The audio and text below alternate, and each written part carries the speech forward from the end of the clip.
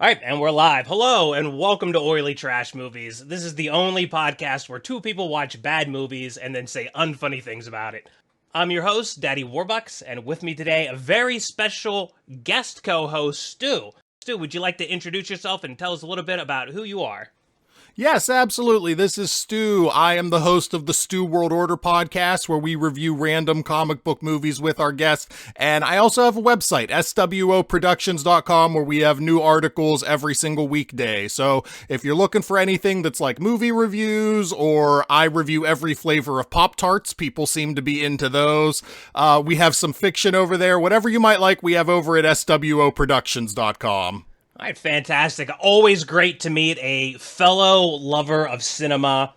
And we've got a great movie. Well, we've got an interesting movie, to say the least. We've got a movie. We've got a movie today. This is Destroy All Neighbors, and this is a Shudder original, which I'm finding I am loving more and more the films that come out of Shudder, so we take a look at those more and more often. This is a comedy horror. The synopsis we've got here on IMDb is a struggling prog rock musician, William Brown, finds himself in a living nightmare when he accidentally kills Vlad, the neighbor from hell.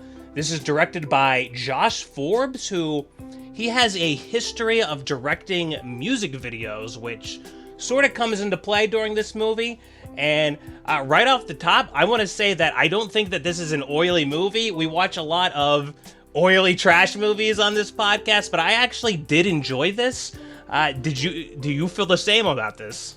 I very much thought this was a movie of two halves. So there was half of this movie that I didn't particularly like, and then there's a half that I liked much more. All right, I can't wait to get into this. So starting out, we've got our hero, William Brown.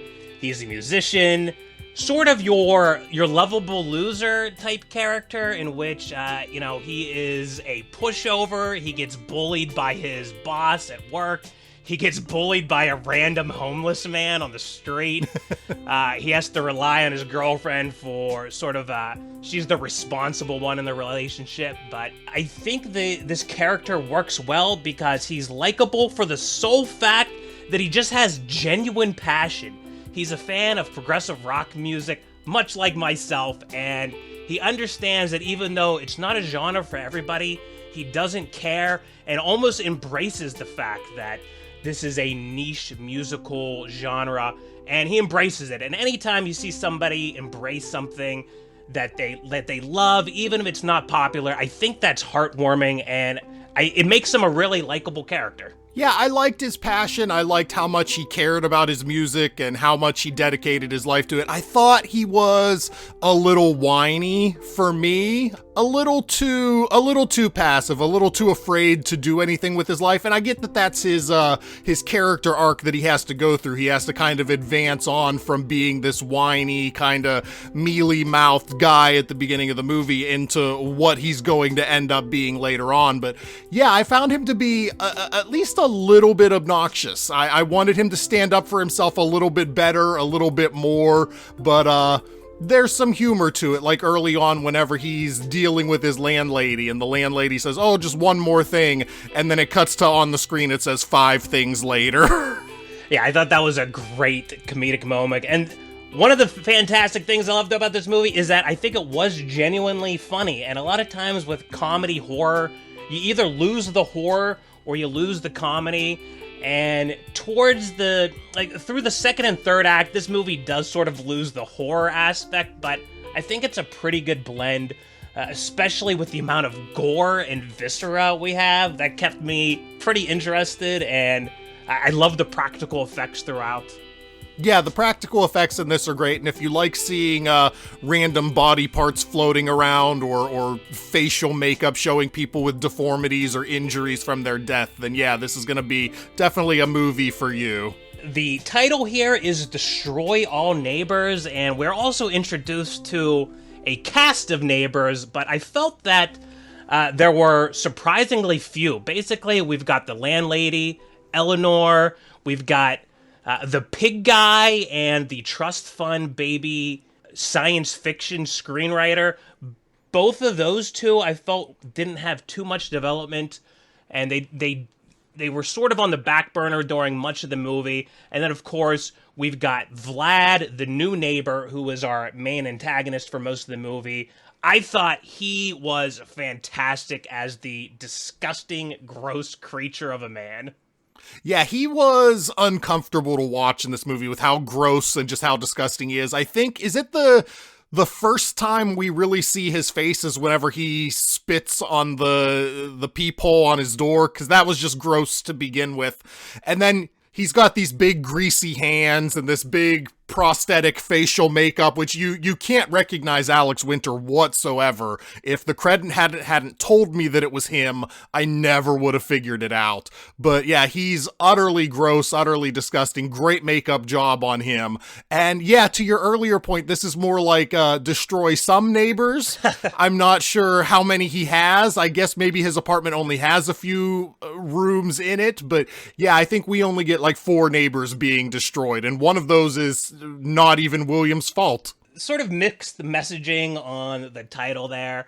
I think having a more rounded cast of neighbors would have been more fitting just for the mindset that you have sort of going into this movie. But yeah, back to Vlad. He's probably under half an inch of latex and just covered in moles, and he's sweaty, and he's just eating bits of chicken with grease running down his face and all over his fingers, and highly aggressive, very much the antagonist to William's sort of soft pushover, whiny little, almost like a little baby of a man, you might call him.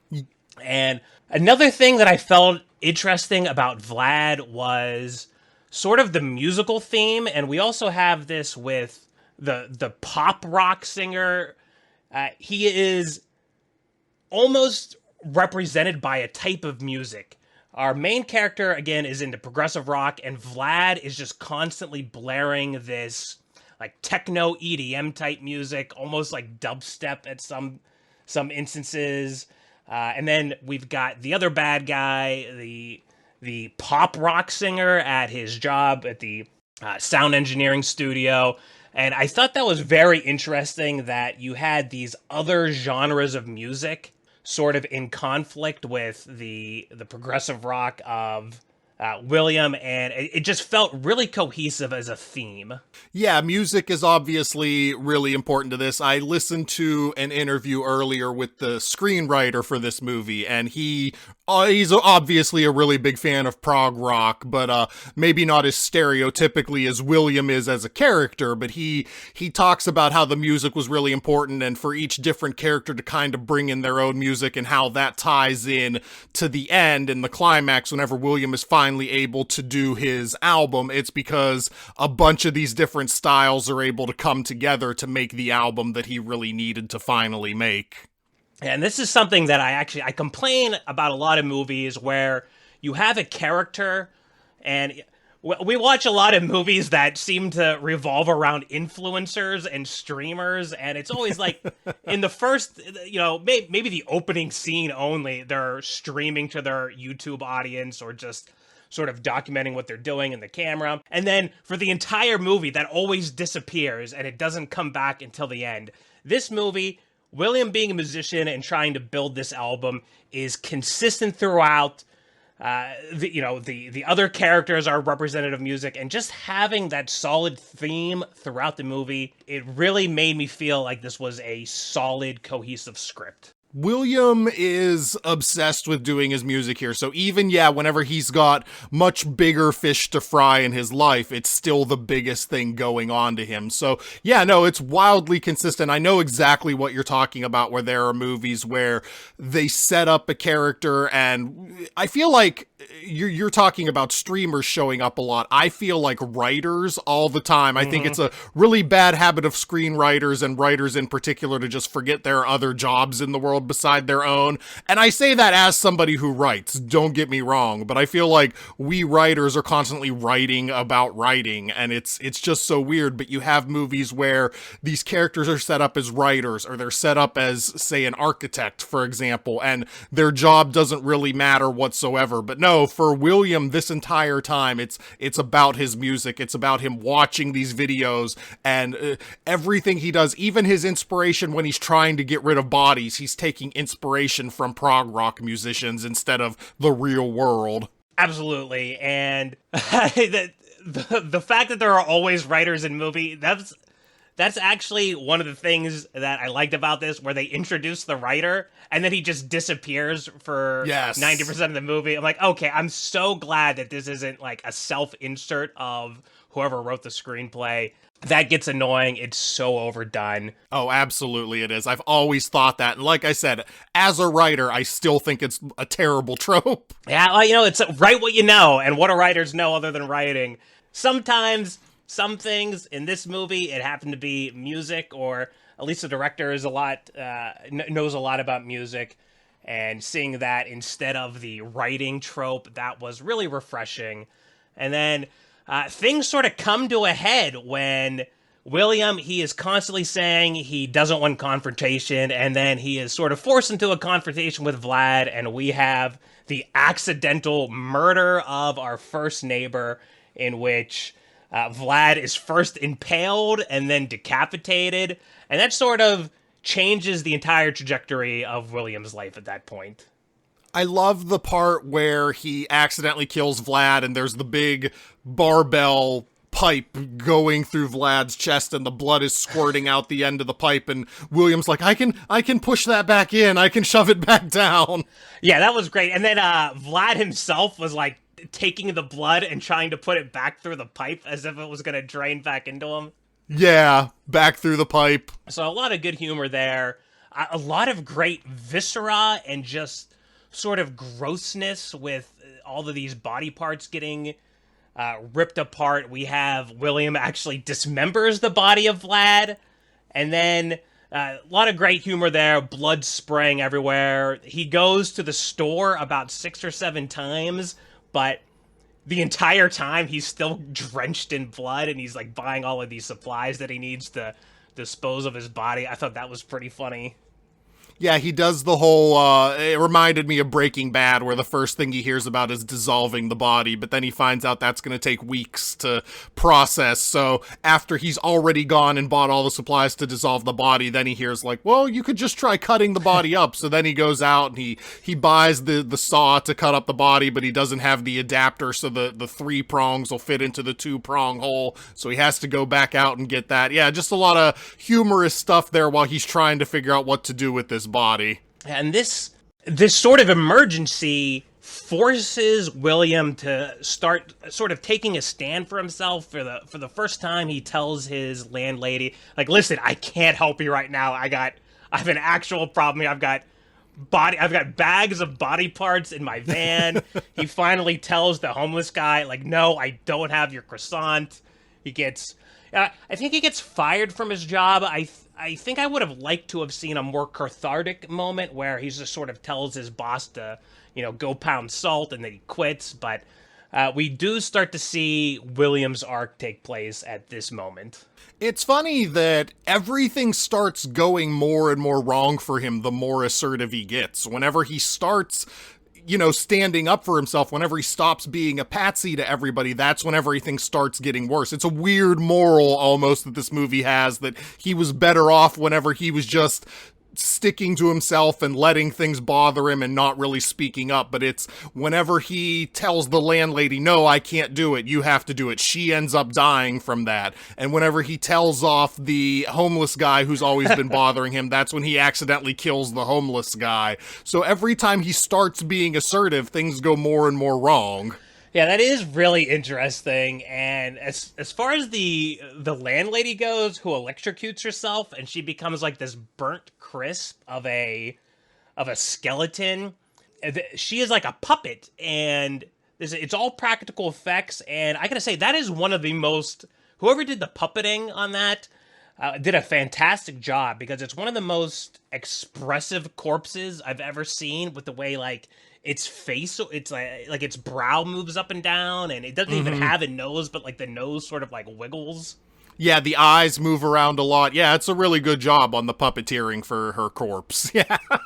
Yeah, the all of the practical effects I think I really liked. In fact, that's actually what made me decide to watch this movie. I was just scrubbing through the trailer and I saw like just animated entrails, which were Vlad's intestines, like just like sort of almost like Reanimator, where like every part of his body is animated and alive, and it looks good. It's like all latex and rubber and no CGI, and it's just so satisfying to see that in a movie these days. Yeah, I like after he kills Vlad and he's still fighting with Vlad at that point. Vlad's intestines go up and turn the music up even louder to annoy him. Yeah, and it's like his leg rolls over and trips him. And, Yeah. his individual hands are grabbing him or slapping him, and it's really fun, and it's just really like that's what made this movie for me, was that it really didn't take itself too seriously, and everything is just it's bizarre. It's unlike a lot of movies, like I said, maybe the Reanimator you could compare it to, but sort of like a throwback almost to some of those 80s horror movies. Yeah, absolutely, with all the practical effects and everything. Definitely shades of Reanimator here. I can see all of that. Moving on to the third act. So William has this, he essentially assembles a band of all of these dead bodies that he's murdered or inadvertently killed. He calls himself a serial manslaughterer at one point, and brings it together. He has a standoff with the police while he tries to finish his album, and I guess that's really the main goal, is to complete this musical album that William has been working on for years, almost to the point where it's essentially what's driven away his girlfriend, is because he's just constantly consumed with this never-ending artistic endeavor. And as a result, he's constantly forgetting the printer paper and forgetting to run chores and just straining the relationship. And that all comes to a head at the end of this movie. I was so frustrated by the girlfriend character. Was her name Emily, I think? Yes. But I was so frustrated with her early in the movie where Vlad is making all the noise in the world and she just completely ignores it. And I was just like, this guy isn't crazy. And then as I watched the movie, I was like, maybe he is crazy, because I was struggling a lot trying to figure out whether he was imagining everything that was going on or whether some of it was real or none of it was real. But oh my God, she was driving me nuts early on whenever Vlad is blaring the music and banging the furniture around and she's just acting like, oh, it's fine. I'll just put some earphones in and I won't even notice what's going on. I was like, no, come on. He's telling you how terrible this is. You have to acknowledge how terrible this is. You're in a relationship. You have to be on a team. Well, we almost get into the metaphorical side of this movie when you talk about that, because at some point when the writer does come back, he's like, listen, in order, like, he had just completed a script and he's giving him advice on how to complete his music, and he says what you need to do is just ignore all the distractions and use your take all of your demons that are preventing you from getting this job done and use them to your advantage. And that sort of made me see a lot of these characters in a different light, where Vlad is almost like the representation of William's self-doubt, where he's always telling him that he's going to fail, nobody's going to like his music. I believe one of the characters, that might have been Pigman, who specifically says your father was right, that your music sucks. And then it's like, okay, well, if you're looking at it that way, Eleanor with, oh, I just have one more thing, and then it cuts to 5 more things later. That is sort of the procrastination. Everybody knows that, like, sometimes you just got to do 5 things before you can start on any project, and there's always something coming up. And it's like, okay, like, she sort of represents his procrastination side. There was a great bit on Malcolm in the Middle where Hal notices a light bulb's out and a series of events happens, and in order to fix this light bulb, he's now under his car working on his engine, and Lois says, hey, can you replace the light bulb? And he says, what does it look like I'm doing? And that's really what William's struggling with to finish this album, is just this constant and specifically Emily brings it up, like, oh, you're always going to find an issue where first you needed some sort of cable from Japan, and then you needed better soundproofing, and then you needed this and that. And I started to see all of the characters as just reflections of William's bad habits. I hadn't considered that. That's a really good insight. You know what? It makes me almost want to take back what I said earlier, though, where it's his assertiveness that makes everything start going wrong. But if everything hadn't gone wrong for him, he would never have made his album. So despite the fact that his assertiveness ends up landing him in jail with 3 consecutive life sentences, at least he gets his album out there and his album wins an award. And, you know, it may be his character flaw of being mealy-mouthed and a patsy to everybody. When he does overcome that, it's everything goes wrong, but ultimately, for at least a little bit, for the most important thing for him, everything goes right. But yeah, I definitely hadn't considered that all these characters represent facets of his personality. That's an incredibly insightful pull. Yeah, and, you know, and the way that they all brings something to the album. The landlady specifically is the sound engineer on it, and the other characters play different instruments, and, like, those are all parts of him coming together to make this album when the pressure's on, and despite his life seemingly crumbling around him, he persists. And to move on to the conclusion of the movie, where he does finish his album and he's also in jail, I could see a lot of people hating this ending, specifically because our lead hero is serving life in prison for what's seemingly throughout the movie a series of unfortunate incidents, almost like Tucker and Dale versus Evil. Absolutely, yes. And our very last scene is he gets, I don't know what this is called. It's some sort of electronic, like, synthesizer where he's tapping on it and making music, and he has that in his jail cell, and the camera pulls back to the part where we see the bars in front of him, and he's playing this music while in jail serving a life prison. And that made me sort of think that this movie, what this movie is really about is creating art. Yeah, I have a couple of things there, because I think ultimately when you get to the ending, you find out that, yeah, his creation of his art is the most important thing to him, where even though he's in jail, even though he's in prison for the rest of his life, he doesn't seem particularly down about it. He even jokes with Emily whenever she comes, and I guess she was a lawyer. I guess I had missed that earlier on in the movie, but she's acting as his attorney and saying, like, oh, I think we're going to get it down from 3 consecutive life sentences to just 1 life sentence without parole. And he's kind of cheerful about that, like, oh yeah, I don't want to spend 3 of my lives here in jail. So he doesn't really care that he's in prison at the end. He doesn't really care that he's made all these terrible mistakes. It's that he's made his album. And oh, what else was I going to say here? But I like, yeah, just that was the primary thing, that he had his album, he made his album. That was the most important thing. Yeah, it makes me feel like what the writer's trying to say is that art or music, specifically in this movie, music, but maybe in a broader sense, art, that is sort of a type of freedom of its own, and that his life in prison is sort of like, you know, really, we're all in prison. To quote, who is it?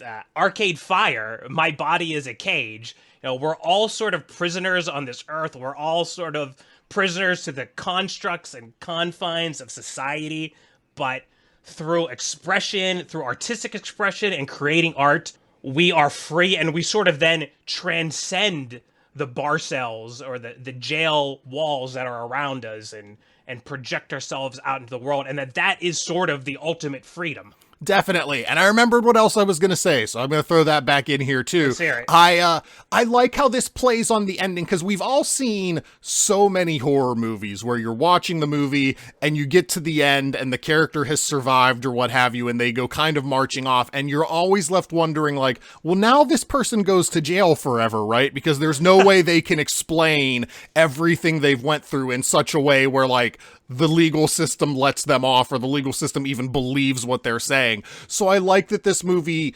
doesn't cut that step out. It's not like he makes his album and then he lives happily ever after at the end, or he makes his album and he just goes wandering off into the night and he's fine. The movie says like, well, yeah, no, there's no getting around what he's been through. So it does have the tenacity to throw him into jail at the end and say like, yeah, there's no way out of this. This is what's going to happen to him. But for him, it's okay. It doesn't matter because he's still accomplished his life goal. Yeah, that's a great point. And this sort of surprised me in that sense, where just the fact that the police are sort of involved in general, because the typical trope is that your hero goes to the police and the police don't believe them, and then that's how they like write off any sort of actual realistic justice or law enforcement happening in these movies. And it's like, well, yeah, well, you've got 10 bodies now, what, like, and one survivor who can't attest to anything besides their own word. Yeah, like, so are you gonna tell the jury that there were ghosts in this house and that a demon came out and killed all these people? Who's gonna buy that? You're gonna wind up in an asylum. Yes. But yeah, no, William doesn't go through with that. He gets the prison sentence that I guess he so richly deserves because he does kill all these people. I feel bad. I wonder if he gets busted, or I wonder if they pin the death of Eleanor on him. But he definitely gets blamed for everybody else, as he rightfully should anyway. Yeah, and as far as the filmmaking in Destroy All Neighbors, one thing that I really loved was the variation of lighting, where we have a great blend of just sort of traditional lighting, and then we just have this garish red light that comes on a few times when like a murder's happening. Almost reminds me of Creepshow. We've got just sort of like the flashing blue and purple techno lights when Vlad's listening to the EDM.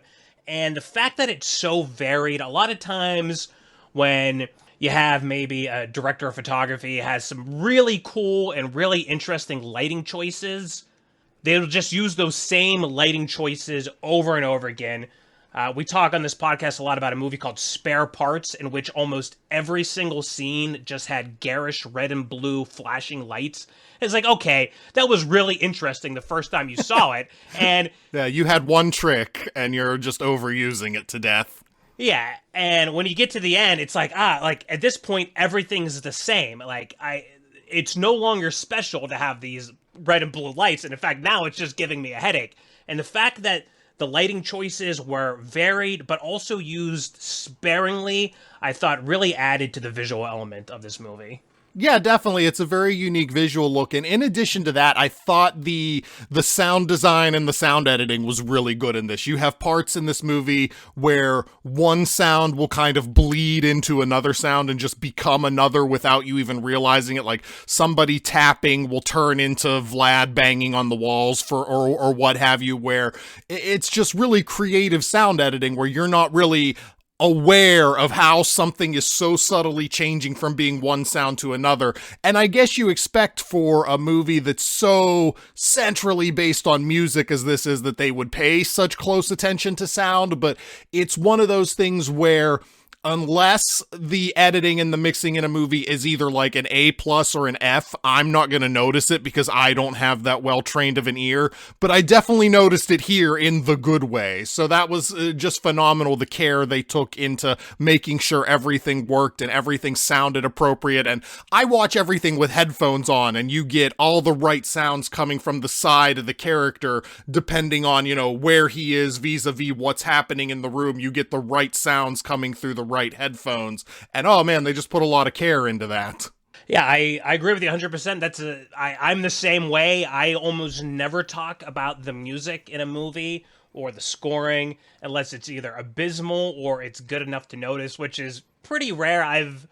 I've also got a very lazy ear. I'm pretty tone deaf, so I don't usually notice it. And this movie, again, I am a huge prog rock fan, and I love the music. And in one of the earlier scenes, somebody makes a reference to Emerson, Lake and Palmer, which is one of my favorite bands of all time, and really got me into the genre. So I do have a little bit of a soft spot for this movie. I'm a bit biased towards the musical genre. Like the script says, it's not a genre for everybody, and a lot of people find it pretentious and boring, but this movie makes it work, and I love the music. Yeah, I can't attest to having much experience with prog rock, so I can't say too much in regards to that, but I have a friend who's in a band, and watching this movie, I immediately was thinking like, oh, he would love this. He would love all the musical stuff, because he likes all kinds of weird music and stuff. He still plays in a ska band in 2024, which I love. Like, 2024, he's playing ska still, but he likes all kinds of music across the board, and I was thinking, like, I should introduce him to this movie if he hasn't already seen it, because it would definitely be up his alley. Yeah, absolutely. And one of the jokes they made, so he's not actually making progressive rock, he makes progressive rock, which he calls prog squared. And it's like, oh, that's like the perfect kind of like elitist hipster thing to do. Yes. Where you're taking such a minute niche genre and then fractioning it even further. But you know what, it's fun. It works for me. I'm not into all of those scenes, but I like the attention to detail. Like, that just feels like how some of these people in the music industry are. And again, the theme of music really is cohesive throughout this entire film. At no point do you say like, oh, this is like a musician would never do this, or like this doesn't make sense for like what they're doing. Oh yeah, definitely. Everything kind of works here really well. And like I said, even whenever he's trying to figure out what to do with bodies, he's taking the advice of musicians instead of like Googling or anything like, how do I get rid of a body? He just puts in his tape, and like the whole what's real and what's not in this movie that you can't ever really get a grip on. The musician that he idolizes and loves everything he does, instead of talking about music, starts talking about how to get rid of a body, because that's what a guy who's obsessed with music would do. He would turn to his heroes and other musicians. Yeah, and he even stabs Pig Guy with the drumsticks at one point. Yes. Oh, gosh. So, a lot of things going on in this movie.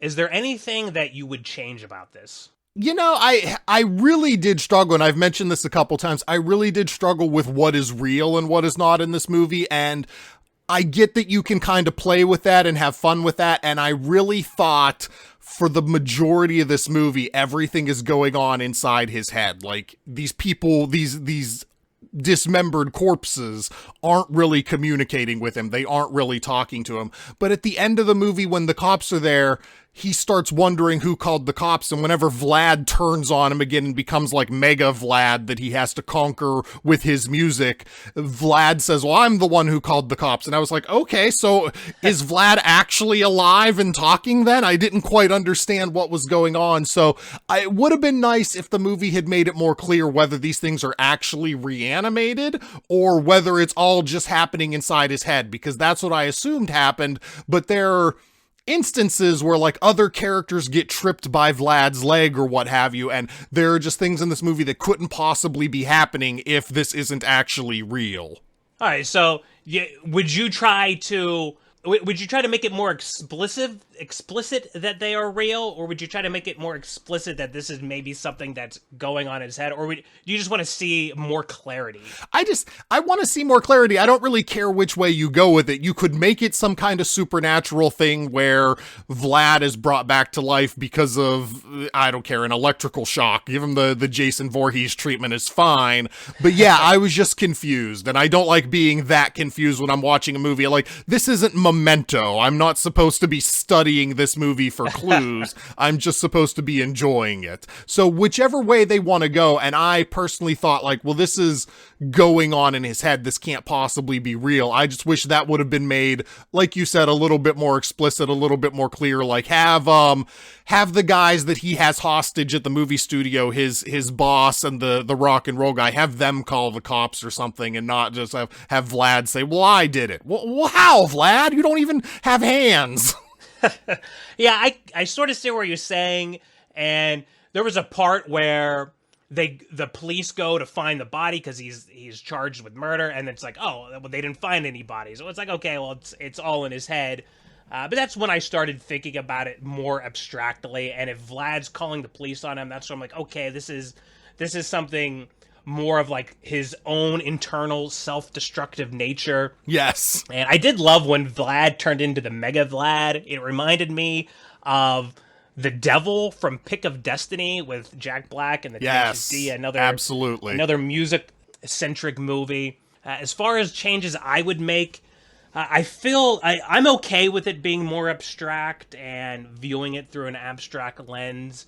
One thing that didn't make any sense for me was, so he is asked to identify the body of his dead landlord, but earlier in the movie, he's literally there with the police saying, "Oh, this is my landlord. She got electrocuted."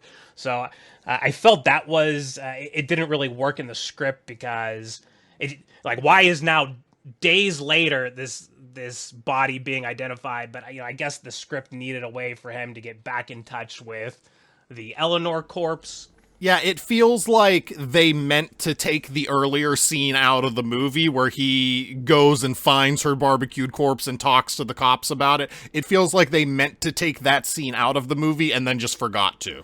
Yeah, and there were a few editing issues that I had problems with where, when it's sort of going back and forth, I can't think of any of the top of my head, but something where like a character is about to do something and you see them doing something and in the next shot they just then begin to start doing it. And I mean, that was pretty minor, so maybe a little bit of cleanup in the editing bay on this. I thought there was going to be a lot of musical references, which... admittedly, I am kind of bad on classic rock, so I don't think I would pick up everything, but Eleanor, I was like, okay, that's like Eleanor Rigby, and at one point she says, "Come on, baby, light my fire." I'm like, okay, that's going to be something they do throughout the movie, and they really didn't. And then at the end, this was, like, I shouted this out at the TV, because I thought this was the line that was going to happen. She says, the girlfriend is talking to William in the jail, and she's like, "How do you do it?" And he says, "Oh, let's just say I had a little help." And I thought, I would have bet $1 million that he was going to say, "I did it with a little help from my friends." Yeah. I don't know how you missed that joke. That's probably one of the most well-known lines from the Beatles of all time, and I'm a big fan of just having puns in general, or sort of sly references. So I would have maybe written a few more, nods to some musicians that I like into the film. But other than that, I did really like this, and I kind of want to give it an 8 out of 10 WarBux, but I think I might just give it 7. I'd like to actually see it again before I give it anything higher than that, but just on a first watch, I really enjoyed this. I don't feel like I wasted my time, which happens a lot with movies on this podcast. So I'm going to be very favorable and very generous and go, we'll call it 7.5 WarBux. All right, no, that's a good score. And you talk about wasting time. There's my wife and I joke all the time about Shudder. Like, you never know what you're going to get with Shudder originals. We have watched some movies on Shudder that are originals that are just brilliant movies that we have come to love. And then a lot of times on Shudder originals, you just see some of the worst movies you've ever seen. Mm-hmm. So mixed bag. Yeah, oh, definitely. By a lot. We call it Shudder Roulette. You have no idea what number is going to come up whenever you hit play. But I'm kind of like right in between. I don't think this was trash. I don't think this was quite a treasure either. I initially had it as probably about a 5 out of 10, like the top of the bell curve. Like, this was a perfectly adequate movie. But I think from talking with you, I probably like it and appreciate it a little bit more. I like some of the pulls you had, especially about the characters being facets of William's personality. So I could see bumping this up to a 6 out of 10. It's something...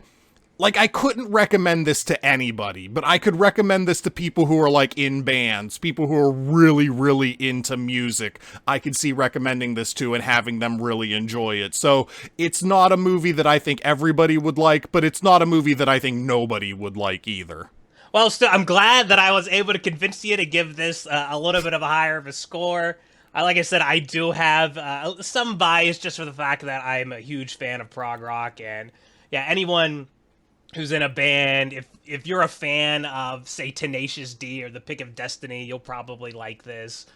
I would almost compare this to some Sam Raimi stuff, maybe like a little bit of Evil Dead, a little bit of Drag Me to Hell. Obviously, Sam Raimi is the master at this genre, but I think that this would be a good homage. Yeah, I think you had it right earlier on whenever you mentioned Tucker and Dale versus Evil with the accidental deaths and the humorous aspects to everything. I think Tucker and Dale's a little bit more complete of a movie than this is, but I think that's a really good comparison point.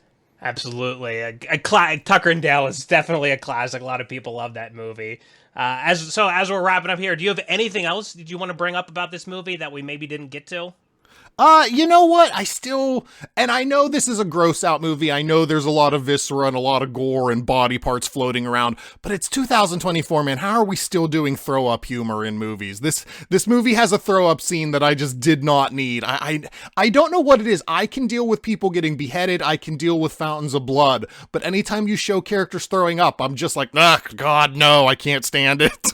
All right. Well, Stu, I want to thank you so much for coming and guest hosting on this oily Trash Movies episode. Where can people find you? Again, thank you so much for having me on, War. I really appreciate it. And yeah, the website is swoproductions.com. Like I said, new articles every weekday. And the podcast is the Stu World Order podcast, which you can find on pretty much any podcast player. I haven't found any major ones that we're not on. So if you want to hear about random comic book movies, go check us out on the Stu World Order. All right, thanks again. And for everybody else, take care, comb your hair.